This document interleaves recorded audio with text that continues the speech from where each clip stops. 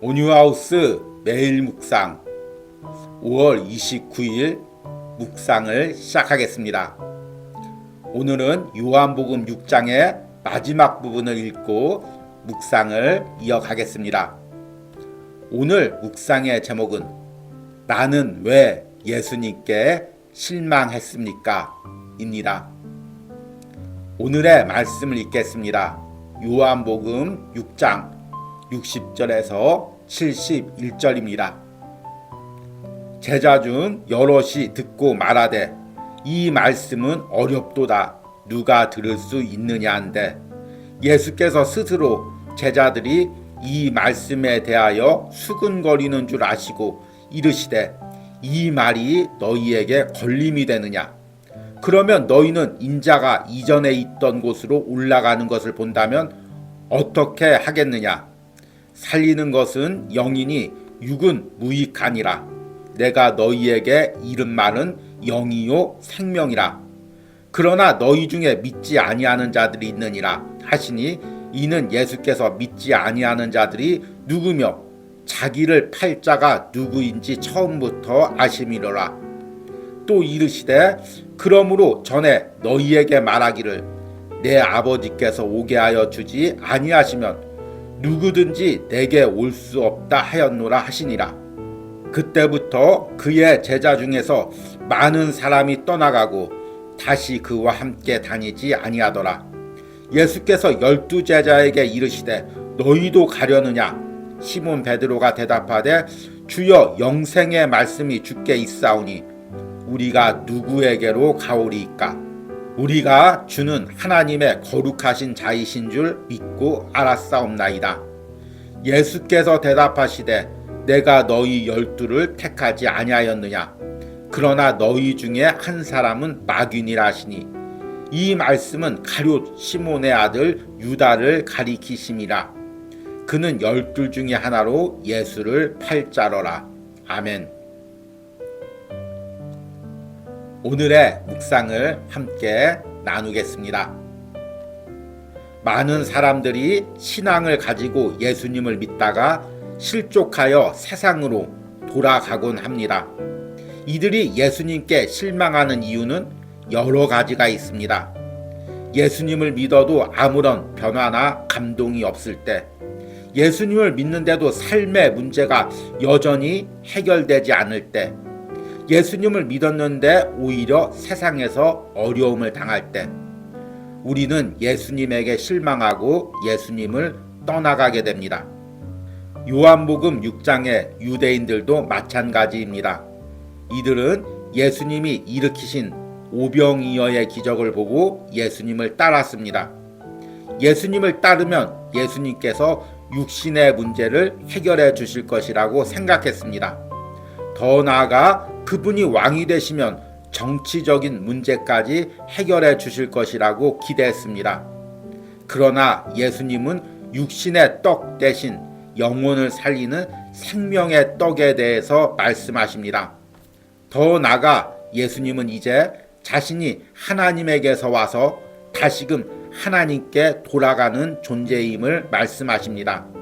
이를 통해 자신을 믿는 자들의 영혼을 구원할 분이심을 선포하는 것입니다. 그러면 너희는 인자가 이전에 있던 곳으로 올라가는 것을 본다면 어떻게 하겠느냐? 살리는 것은 영이니 육은 무익하니라. 내가 너희에게 이른 말은 영이요 생명이라. 그러자 사람들이 예수님을 떠나기 시작합니다. 심지어 제자들 중에서도 예수님을 떠나가기 시작합니다. 영적인 문제, 영혼을 살리는 생명의 양식에 대한 문제는 그들의 관심밖의 주제였기 때문입니다. 그러자 예수님은 제자들에게 묻습니다. 너희도 가려느냐? 예수님은 그들 안에 흔들리고 있는 마음을 아시고 질문한 것입니다. 나 역시 예수님께 실망한 적은 없습니까? 내 삶의 절실한 문제를 가지고 예수님 앞에 나왔는데 그분께 내가 원하는 대답을 듣지 못해 실망하지 않았습니까? 때로는 작정 기도를 하고 때로는 금식 기도를 하고 때로는 물질을 드리며 나의 문제를 가지고 예수님을 찾았는데 예수님께 답을 얻지 못해 실망한 적은 없습니까? 예수님은 왜 내 인생의 문제에 답을 주시지 않았을까요? 예수님은 나의 영적인 문제에 먼저 관심을 가지시기 때문입니다. 나보다 더 크고 완전한 계획으로 내 인생을 인도하시기 때문입니다. 아멘. 오늘의 묵상 해석입니다. 오늘은 요한복음 6장의 마지막 부분을 함께 읽고 묵상을 나누었습니다. 요한복음 6장에서 예수님은 오병이어의 기적을 일으키셨습니다. 그러자 많은 유대인들이 예수님을 따릅니다. 예수님께서 기적을 일으키시고 육신의 양식을 주실 것으로 믿고 따랐던 것입니다. 그런데 기대와 달리 예수님은 육신의 떡이 아니라 생명의 떡에 대해서 말씀하십니다. 어제 묵상에서 유대인들은 예수님께서 자신의 살과 피를 내어 주신다는 그 생명의 떡에 대한 말씀을 전혀 이해하지 못하고 수근거리고 예수님을 비난했습니다. 그리고 오늘 요한복음 6장의 마지막 부분을 보니까 그들이 예수님을 떠나가게 됩니다. 단순히 오병이어의 기적을 보고 예수님을 따랐던 사람들 뿐만 아니라 그 전에 예수님을 따랐던 제자들 중에서도 상당수가 예수님을 떠나가는 것을 보게 됩니다. 왜 이들이 예수님을 떠나갔을까요? 예수님께 실망했기 때문입니다. 오병이어의 기적을 보고 예수님을 따른 사람들은 예수님께서 육신의 떡을 줄 것으로 믿었습니다. 그리고 그 전에 예수님을 따르던 제자들은 예수님이 정치적인 메시아가 되고 그로 인해 자신들도 정치적인 입지가 올라갈 것으로 믿고 따랐습니다. 그런데 오병이어 사건 이후 예수님께서 유대인들에게 하시는 말씀을 자세히 들어보니까 예수님은 육신의 문제나 정치적 문제에 전혀 관심이 없으시고 오히려 자신을 내어 주어 영혼을 살리는 데만 관심이 있었습니다. 그러자 유대인들과 제자들은 생각했습니다. 저 사람 따라다녔다가 아무것도 못 얻겠다. 시간 낭비만 하겠다. 그리고 예수님을 떠나가기 시작했습니다. 사실 우리가 사람을 만나고 헤어지는 과정도 이와 비슷합니다. 젊은 남녀가 연애를 할 땐 왜 연애를 합니까? 저 사람 만나면 행복하겠다. 저렇게 이쁜 여자랑 같이 있으면 내 자존감이 올라가겠다. 저렇게 멋진 남성을 만나면 내 삶도 멋져지겠다. 사람들이 나를 부러워하겠다. 이런 생각으로 사람을 만납니다. 그런데 막상 만나보니까 그렇게 멋져 보이는 사람이 별 볼 일 없을 때가 있습니다. 그래서 실망하고 상대를 떠나갑니다. 우리가 사회적으로도 사업이나 세상 일을 하면서 사람을 따를 때도 마찬가지입니다. 저 사람 뭐 있는 것 같다. 저 사람 따라다니면 나도 성공하겠다. 그런데 몇 번 대화하고 실체를 보니까 별게 없습니다. 그러면 실망하고 떠나가게 되죠.